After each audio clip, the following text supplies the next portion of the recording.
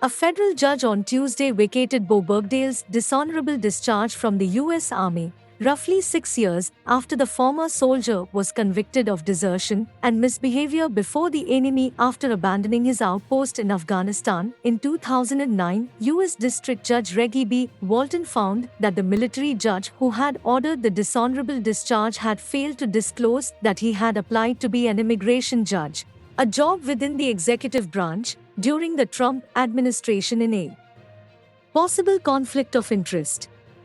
Then military judge Army Colonel Jeffrey Nance oversaw the court-martial and ruled in November 2017 that Bergdahl would receive a dishonorable discharge from the U.S. Army but avoid prison time.